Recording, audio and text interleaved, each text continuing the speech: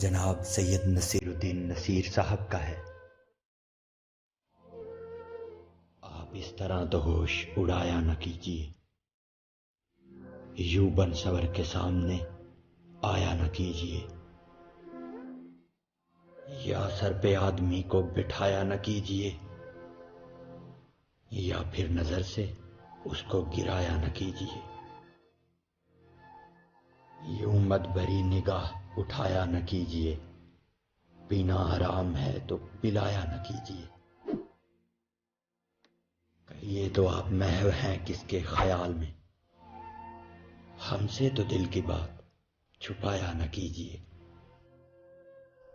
तीखे सितम से काम जो लेना था ले चुके, अहले वफा का यूं तो सफाया न कीजिए। मैं आपका घर आपका आए हजार बार, लेकिन किसी की बात में आया न कीजिए। आएंगे हम आप ही महफिल से आपकी, दुश्मन के रूबरू तो बिठाया न कीजिए। दिल दूर हो तो हाथ मिलाने से फायदा, रस्मन किसी से हाथ मिलाया न कीजिए।